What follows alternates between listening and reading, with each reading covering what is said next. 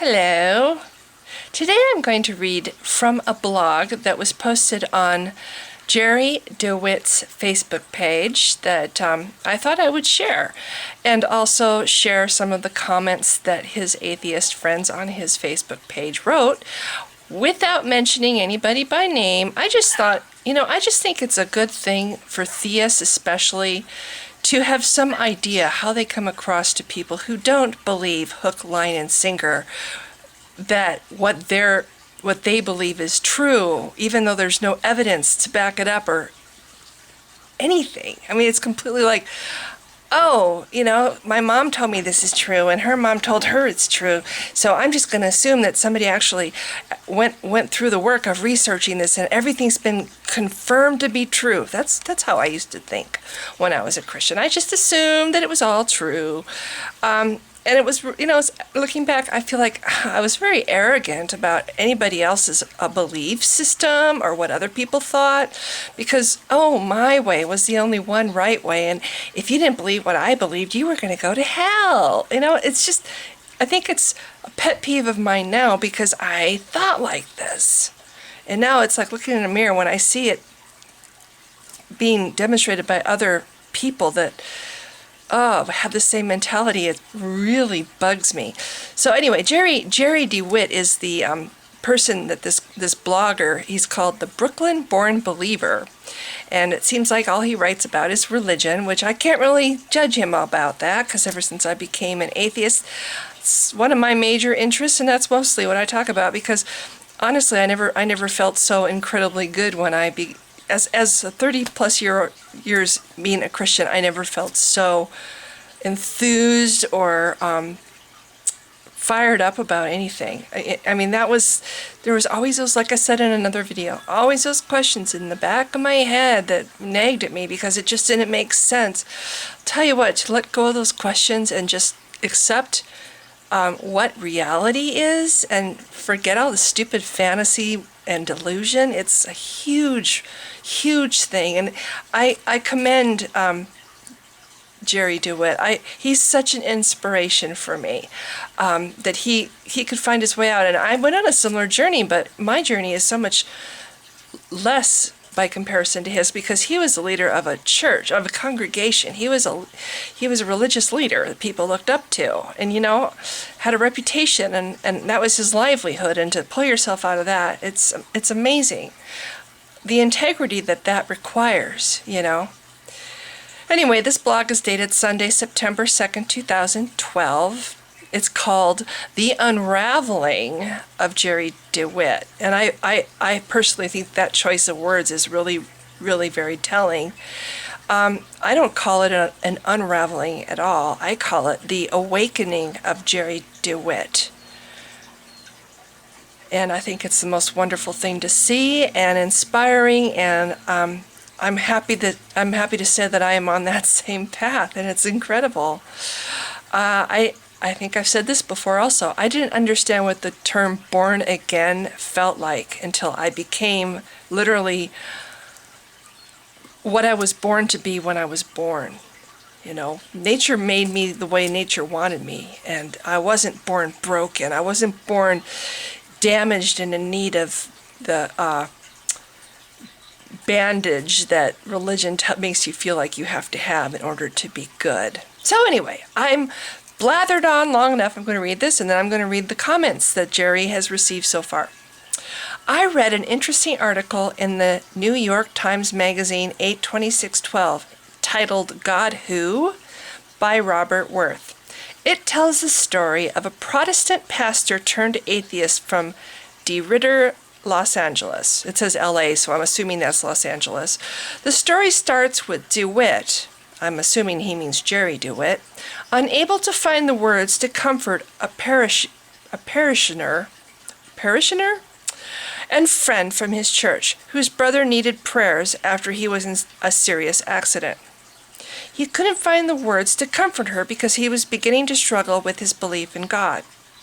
I immediately thought he was going through a dark night of the soul, but instead of keeping up his prayer disciplines and staying the course and remaining faithful to God, he turned to an online network for pastors who are losing their faith or who have lost it altogether. He started researching the new atheism instead of seeking a spiritual director to do his thinking for him. I'm sorry, I had to put that in there. Which would have been wise.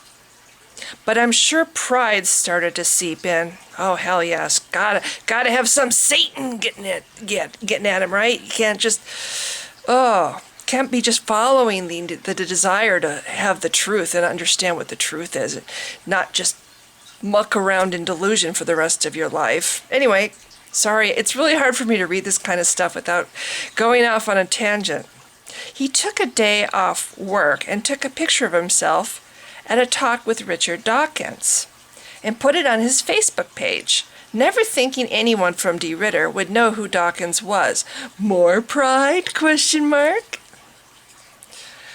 From the article, 6 months after he was outed as an atheist, he lost his job and his wife both, as a direct consequence.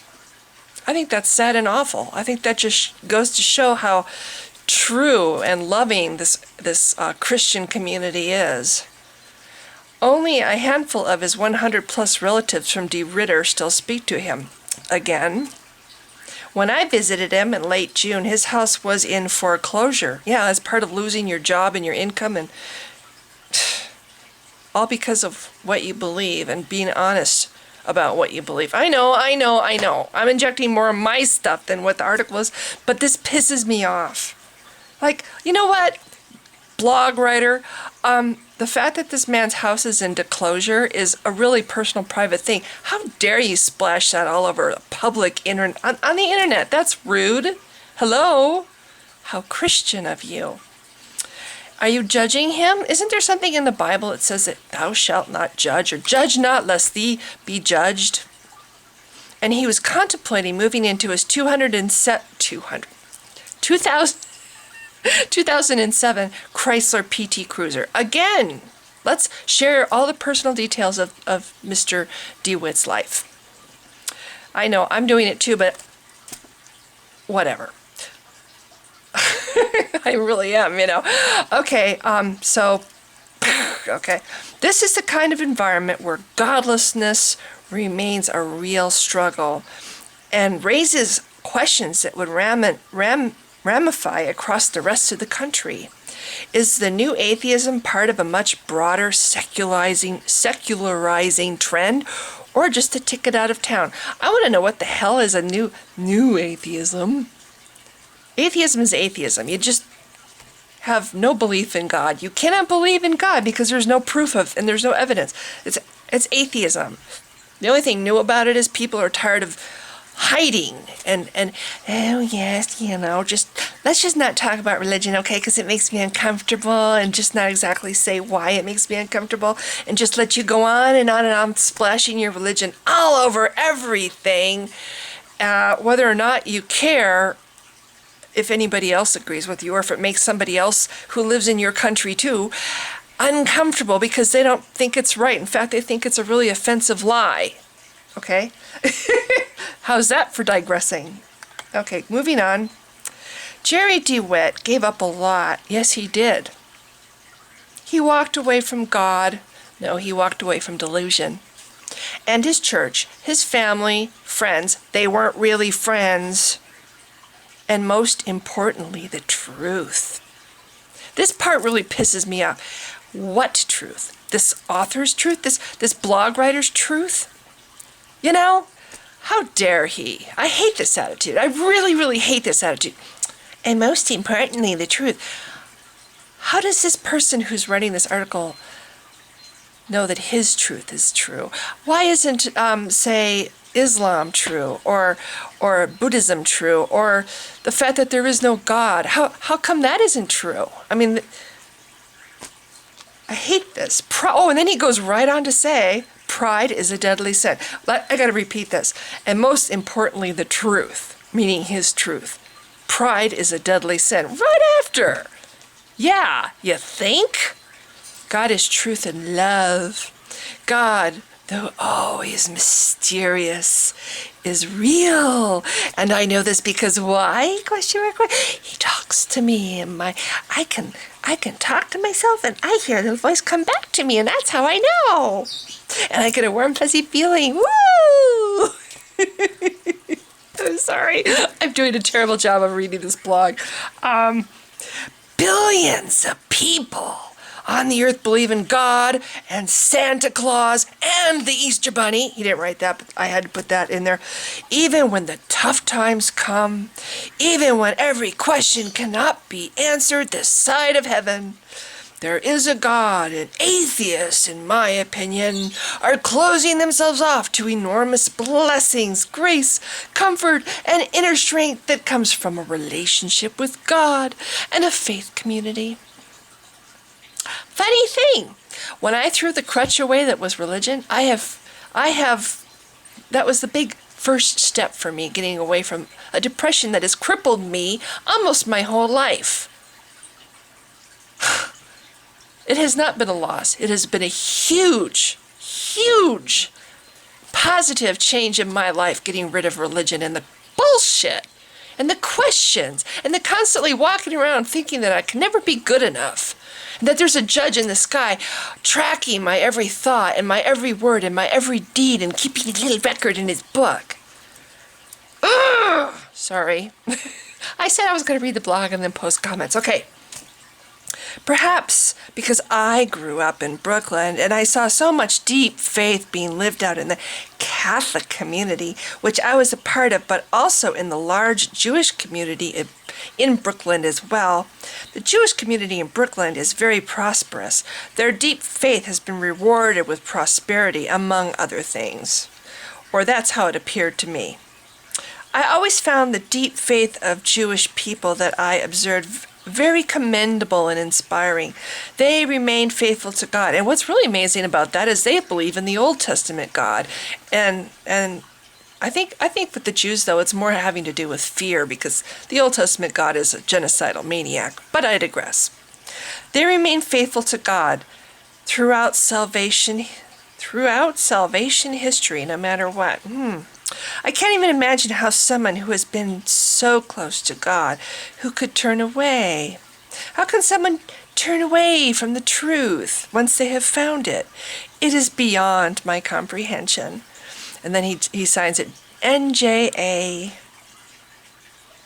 Well, you know how you turn away from the truth once you find it?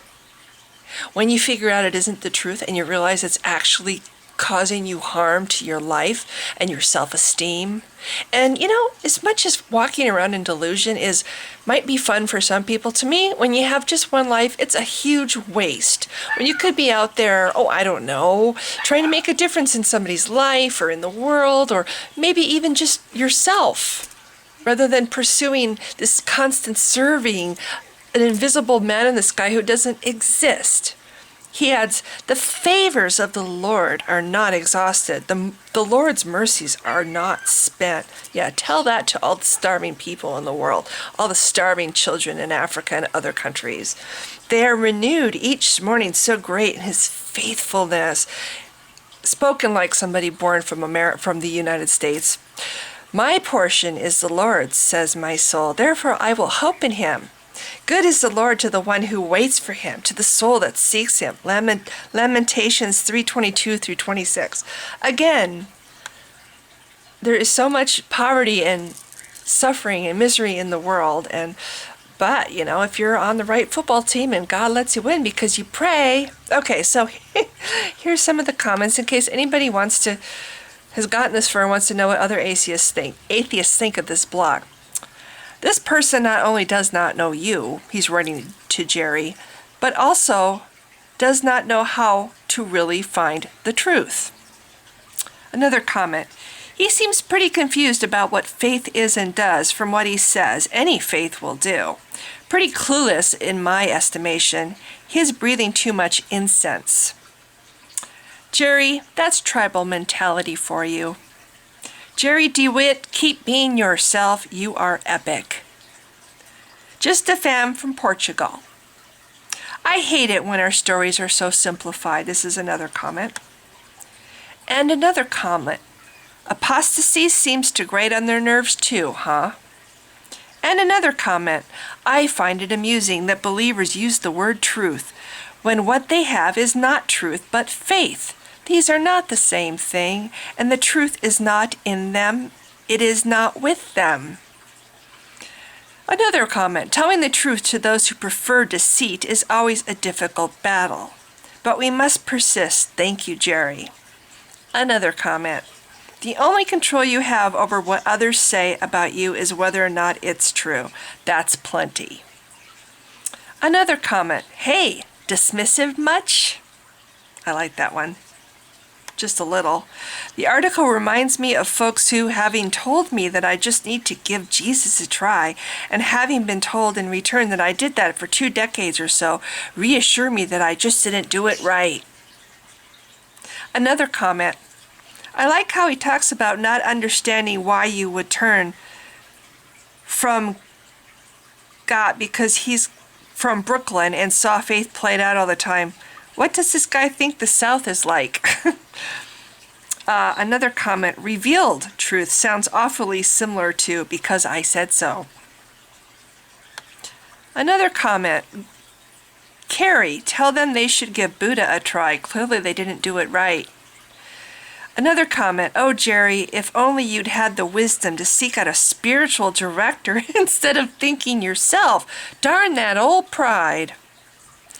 I like that one. Another comment, their deep faith has been rewarded with prosperity. That's funny. People all over the South have deep faith, yet still remain dirt poor. I just wrote, unreal. Another comment, repeatedly substituting pride for honest doubts pretty much demonstrates an authoritarian mentality. I did a great deal of reading on mind-controlling cults at one time, and a common tactic for most of them when a follower would have a whoa reaction to some particular, she uses big words, egregious, egregious piece of nonsense was to put them on the defensive by pronouncing them to be insufficiently spiritual, thinking with their minds rather than their hearts, being led astray by demons, or yes, being too proud. That person knows their vocabulary. Shoot, I thought I had a pretty good vocabulary, but another comment. You did find the truth. You were unplugged from the matrix of religion, fables, and superstition. Real life is beautiful. Living a life of fantasy, talking to your imaginary friend is not. Another comment. I too read this blog by Brooklyn-born believer. She sounds to be a sincere person, but is confused. She suggests that you let pride seep in and that talking with Richard Dawkins was more pride. She doesn't know what pride is. She doesn't know our existence. She doesn't know our experience when she says that we turn away from God. She thinks it's a choice. Yeah. She exemplifies the thoughts of many believers. They don't understand. Good point. It isn't a choice. You either can believe something or you can't. How does somebody, what? You're going to force yourself to believe something if you don't believe it? I believed it until I couldn't believe it anymore. That's how it happened to me, and I'm sure it's how it happened to Jerry. Jerry and group, this is another comment. While I personally don't agree with the write-up about the article, or for that matter your stance either, I do believe everyone will face doubt as to what they believe about God or even the lack thereof. Therefore, there is a reason it is called faith. So you choose to put your faith in a different God than I do. That does not mean I would not talk to you. Well, this is a good person. I have found over the years my paths cross individuals of many beliefs, faiths, religions, cultures, etc. But never have I found that a reason to not be friends. This is a good person. And I don't know how long this camera's been like this. Okay. I'm sorry. I'm reading and I don't know what the hell I'm doing with my hand. Okay. So if the camera starts, filming the ceiling, you'll understand that's why. Okay, another comment. The concluding comment. I can't even imagine how Had to do that. Okay. I can't even imagine how someone who had been so close to God could turn away.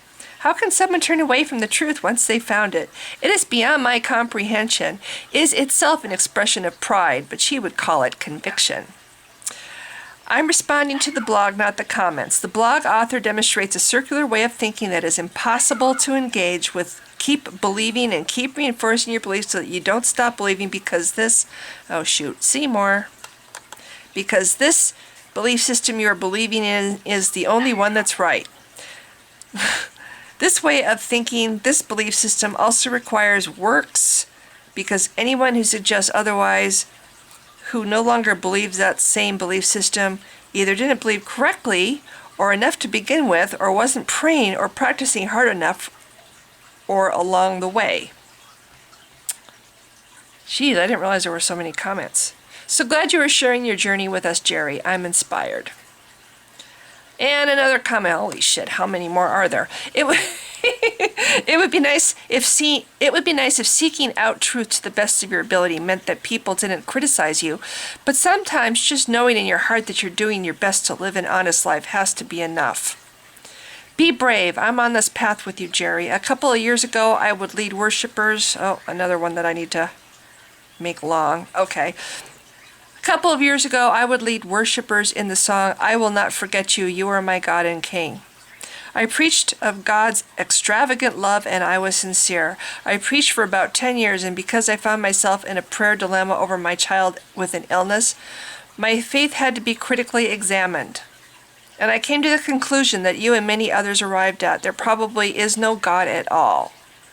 I am still paying for my biblical studies degree, or deferring payments on my student loans is more like it. Be brave is right, and I'm with you. If you ever need anything in Alabama, just let me know. I'm getting tired of reading. Broke the first rule this is another comment. Broke the first rule of journalism too. At the beginning of a story, you must mention the first and last name of the person you're referring to in an article. You can't just start out using someone's last name. Wonder if he knows the difference between you and your. I see a lot of that out of critics of ours. Another comment, Strawman DeWitt, not the real one he's talking to, about Jerry exactly the same way that Clint Eastwood was talking to the imaginary president. Oh, we're almost done. I'm almost to the end. Oh, thank goodness. Empty pulpit Jerry. Another comment. Atheism, lack in belief in any gods. Tell me again, which gods do we worship? And another comment. And no mention whatsoever about what it says about the faithful community, that this was done to you. Oh, right. Okay, I have to read that over because I think that came out wrong. And no mention whatsoever about what it says about the faithful community, that this was done to you, and what was taken from you for your willingness to be truthful and honest. What mental hoops they must jump through to justify this view of the world. And another comment, Stephen, where did you learn your biblical studies degree? Where did you earn your biblical studies degree? And in what concentration? I earned master's degree in divinity and theology at Union Theological Seminary in Richmond, Virginia, from 1985 through 1991. See, a lot of these people are not only former Christians, but former people who were interested seriously in, being leaders of the church. And then they figured it out, Another one, circular reasoning, the Bible is true because the Bible says it's true. Another one, this blog and the one by Albert Mohler, Mohler, irritate me because I don't bother to look beyond that story. I guess I don't like people picking on good people just trying to get along in the world. Hello, Good Samaritan, love thy neighbor as thyself. Go and sin no more. And my voice is going because, the last one. The first lie in the article is Jerry was beginning to lose his faith when he got that call. That was a culmination, not a beginning. I am honored. I don't really get this part. I am honored Brither Owen posts here. Courage. So anyway, that's it. I don't know if any of this comes across or makes sense because I mostly rant at the camera. during most of this. But there's some reactions to oh yes, I know I'm right and everybody else is wrong attitude that a Christian has, that really it's like nails across the chalkboard for any atheist who has to hear it, you know? It's just, sometimes I think that maybe if theists could understand how they come across to atheists, you know, they would maybe take it down a notch. I'd like to hope.